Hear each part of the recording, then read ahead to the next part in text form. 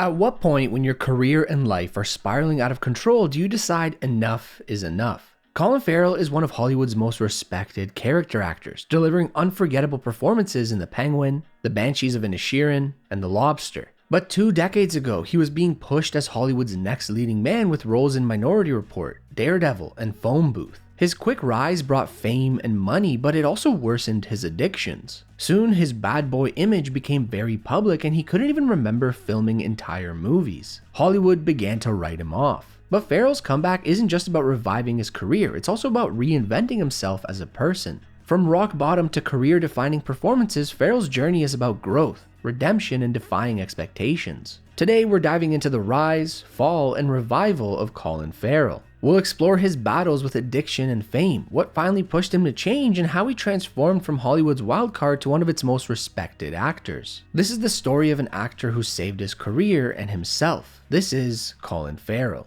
Colin Farrell's struggles with drugs and alcohol began early. He's admitted to being drunk or high since he was 14, but fame and money in Hollywood only worsened these issues. Born in Castleknock, Ireland in 1976, Farrell fell in love with acting after watching E.T. He later enrolled in Dublin's Gaiety School of Acting, but dropped out in 1998 after landing his first big break in the Irish drama Ballykissangel. While on the show, he built up his film resume with roles in projects like Falling for a Dancer and his film debut in Tim Roth's The War Zone. But it was 2 roles at the turn of the millennium that launched him into Hollywood: Ordinary Decent Criminal and Tigerland. In Ordinary Decent Criminal, Farrell played a supporting role alongside Kevin Spacey in this crime comedy that takes place in Dublin. Spacey actually saw Farrell in a London play and pushed for him to be cast in the film. While Ordinary Decent Criminal didn't do well critically or commercially, Spacey still recommended Farrell to director Joel Schumacher, who cast him as the lead in Tigerland. Farrell's performance in Tigerland as a soldier training to go to Vietnam was electric, earning praise for his charisma even though the film flopped at the box office.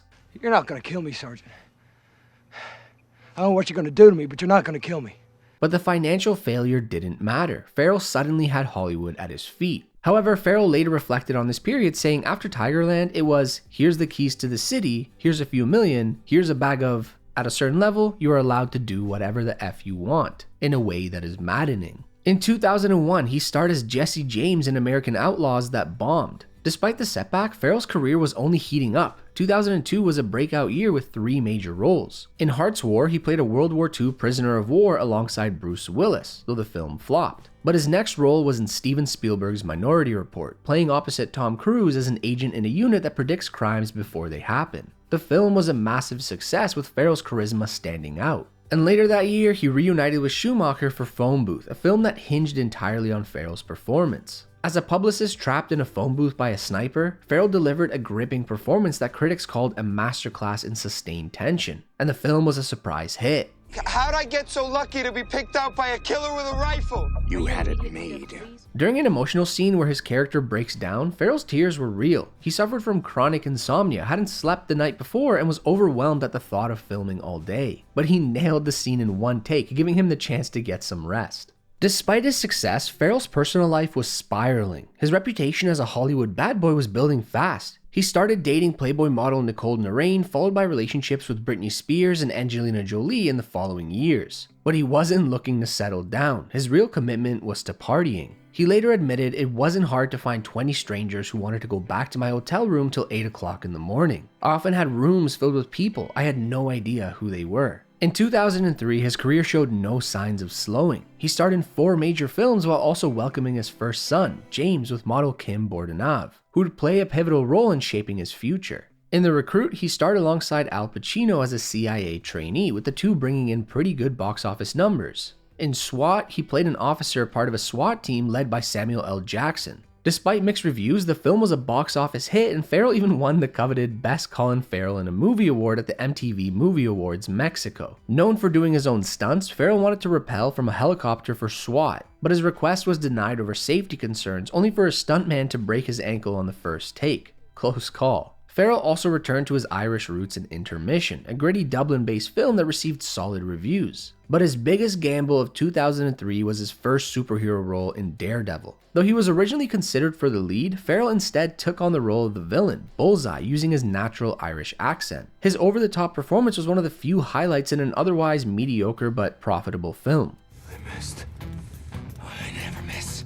By this point, Farrell had become one of Hollywood's hottest stars. In just 3 years, he'd gone from an unknown Irish actor to a leading man with a streak of high-budget films under his belt. But Hollywood was turning a blind eye to his escalating personal struggles. His substance abuse and reckless behavior were becoming impossible to ignore, and it wouldn't take much to send it all crashing down. One major flop, and his already fragile lifestyle would come dangerously close to collapsing. By 2004, Colin Farrell's fast rise to fame was beginning to crack, and it wasn't just because of the roles he was taking. It was his entire lifestyle catching up to him. While he was known for his bad boy persona in Hollywood, his personal struggles with addiction were becoming impossible to ignore. But his breaking point wasn't just behind the scenes, it came front and center with Alexander. Directed by Oliver Stone, Alexander was supposed to be Farrell's crowning achievement. A massive 6-month, 3-continent production that everyone involved thought would be Oscar gold. Farrell admitted, expectation is a dangerous thing. We were all like, right lads, we're off to the Oscars. This is a sure thing. But when the film finally released, critics tore it apart. Audiences weren't impressed either. Farrell's portrayal of Alexander the Great was criticized heavily, even historians picked it apart. I've taken us further than my father ever dreamed. Old man, we're in new worlds. The backlash was so intense that Farrell found himself apologizing to people in real life, saying, "I felt so much shame. With everyone I met, I wanted to say, have you seen Alexander? If you have, I'm really sorry." The film bombed at the box office and earned him a Razzie nomination for Worst Actor. It wasn't just a flop, it was a personal and professional disaster. The failure of Alexander sent Farrell spiraling deeper. He later admitted to consuming 20 E's, 4 grams of coke, 6 of speed, half an ounce of hash, 3 bottles of Jack Daniels, 12 bottles of red wine, and 60 pints every week. His Playboy interview that same year only added to his bad reputation. In it, he claimed heroin was fine in moderation and compared sleeping with prostitutes to ordering pizza. It was clear he was losing control. Reflecting on this period, he said, "They called me Alexander the Fool, Alexander the Bore, Alexander the Weakling." The criticism cuts so deep that Farrell even contemplated ending his life, saying, "I remember thinking that I'll go to New York, buy $2,000 worth of smack and rent a bedsit, put black sacks on the window and shoot up until I die." Thankfully though, he didn't, but things were going to get worse before they got better. In 2005, he starred in Terrence Malick's The New World, a retelling of the Pocahontas story. While some critics appreciated the film's artistic ambitions, it failed to resonate with audiences and flopped at the box office. His next film, Ask the Dust, a romantic drama set in 1930s LA, didn't do any better. It bombed both critically and commercially. And another bizarre Farrell story came out of it where he romantically pursued his co-star Dame Eileen Atkins, who was 42 years older than him. She turned him down. But the real wake-up call came with Miami Vice in 2006, directed by Michael Mann. Farrell played Detective Sonny Crockett alongside Jamie Foxx in this reboot of the classic TV show. People at the drop point are our people, not yours.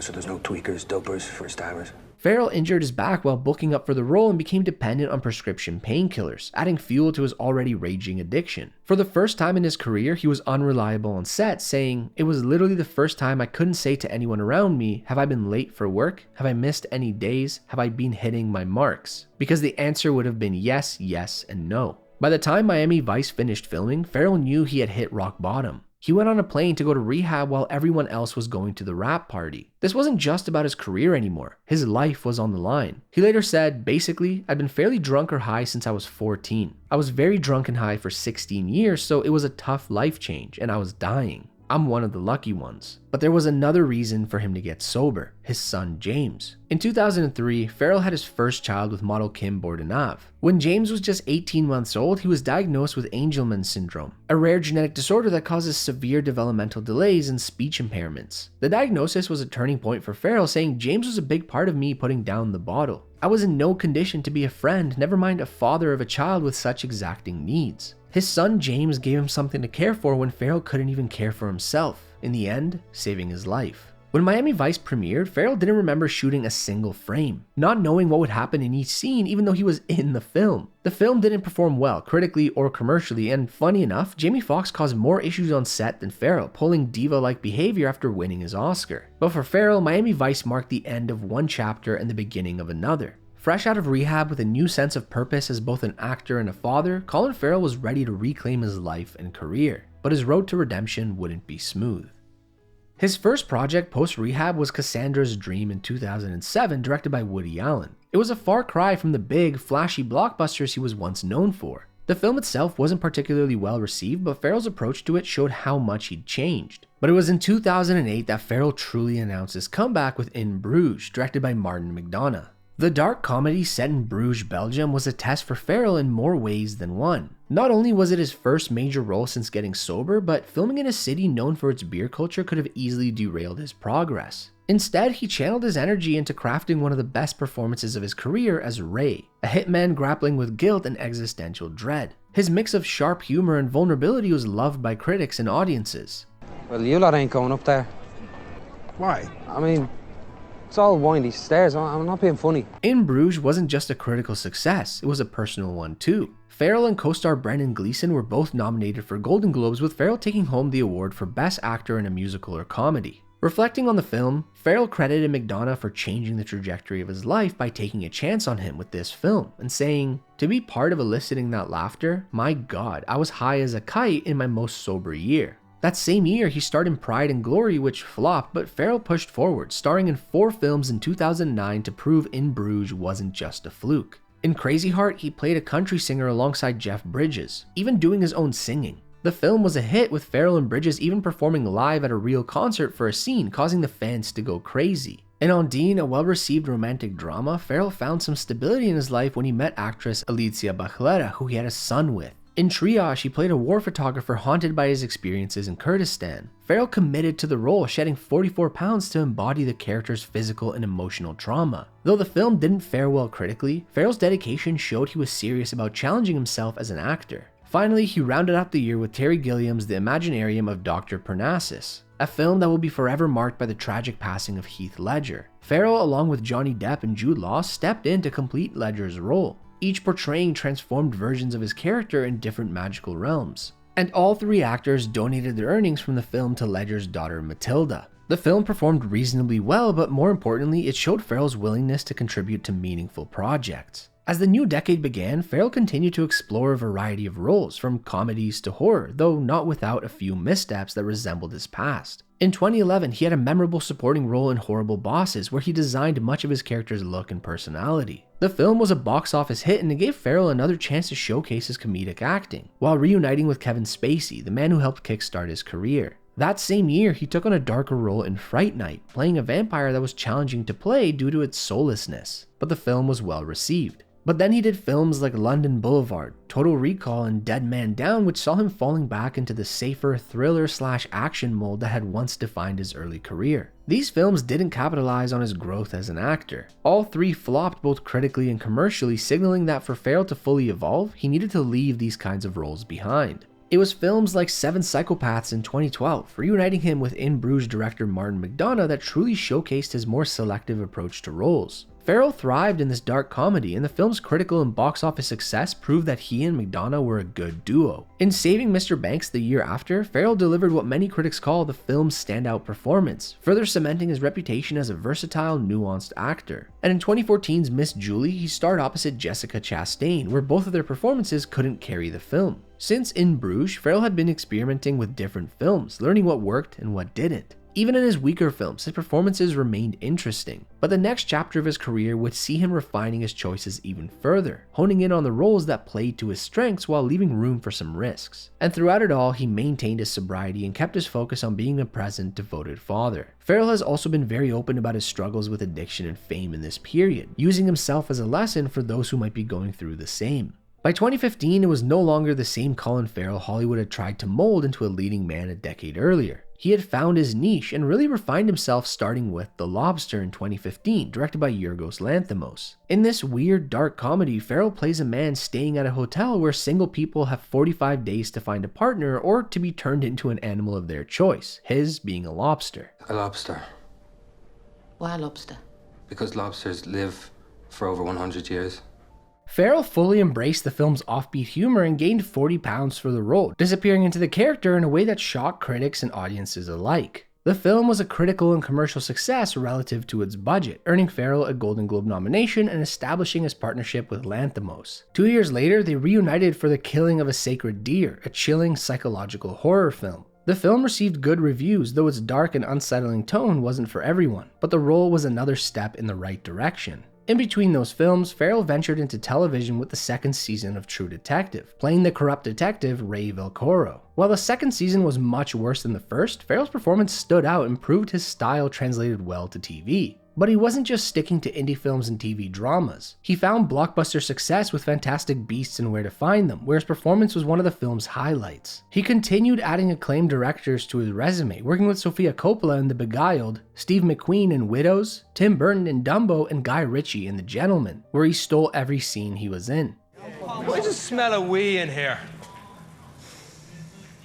Each project showcased different sides of his talent, from intense dramas to quirky comedies, and each was a step further from the troubled actor he once was. And despite his busy schedule, Farrell never lost sight of his sobriety. In 2018, realizing he was a bit under pressure with all the films he's been doing, he voluntarily checked himself into rehab. Not because he had relapsed, but as a preemptive measure. But it was the 2021 to 2024 streak of films and TV shows where Farrell was at the top of his game, to the point where hearing his name attached to anything has me excited. In 2021, Farrell starred in After Yang, a quiet sci-fi drama about a family grappling with the malfunction of their robot child. It had a very small release but was loved by critics, with Farrell putting out a soft and vulnerable performance that was praised. In the 2021 TV series The Northwater, Farrell took on one of the most physically demanding roles of his career, playing Henry Drax, a harpooner on an Arctic whaling expedition in 1859. To embody the role, Farrell gained over 40 pounds, eating up to 8 meals a day and lifting heavy weights. The production became the furthest north a scripted series had ever filmed, with cast and crew living on small boats in the Arctic Ocean for 6 weeks. Farrell delivered one of the most chilling performances of his career, all while focusing on his sobriety, while the cast occasionally set up bars on the boat to unwind. With all that weight gained, it only made sense to play the Penguin next in 2022's The Batman, directed by Matt Reeves. When Reeves first met with Farrell, he was thrilled to see Farrell with all the extra weight and asked him to keep it. But Farrell faced some health issues from the weight gain, so they went with prosthetics and a fat suit instead. Except Farrell kept working out so much during COVID lockdowns that the suit had to be resized so many times.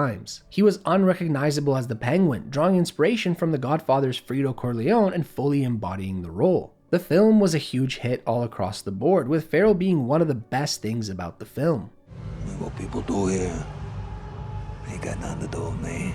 People loved his performance so much that he even got his own HBO series in 2024 focusing on the character. Definitely check it out if you haven't. Farrell elevates the role even further with the amount of screen time given to him, even winning a Golden Globe for it. It was a very good year for him in TV, also starring as an LA private detective in Sugar on Apple TV+, which reviewed well. But back to film. In 2022, Farrell starred as one of the divers in Ron Howard's 13 Lives, a film about the 2018 Thai soccer team cave rescue, which performed well and released for Amazon Prime. But it was the Banshees of Inisherin that same year that marked a pinnacle in Farrell's career. Reuniting with Martin McDonagh and Brendan Gleeson, the film tells the story of two lifelong friends whose friendship randomly came to an end. Farrell's portrayal of Padraig, a kind-hearted man grappling with rejection, was both heartbreaking and darkly comedic. Do you know what you used to be? No, Padraig, what did I used to be? Nice. You used to be nice.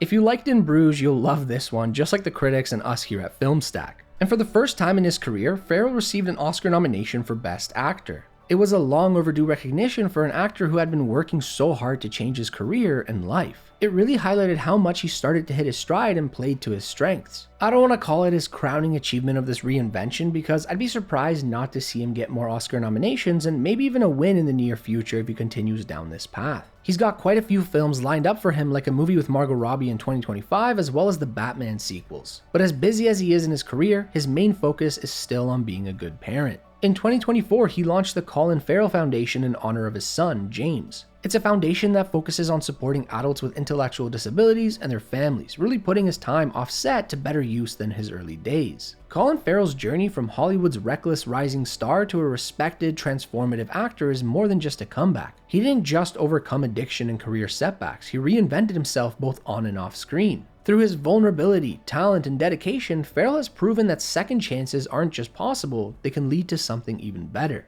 And as his career continues to flourish, it's clear that Colin Farrell's best is still ahead of him. So there you have it. Colin Farrell's career turnaround and all his highs and lows. What do you think of his career? Share your thoughts below. If you enjoyed the video, drop a like and subscribe, and check out our Patreon for some cool perks. But until next time, have a good one.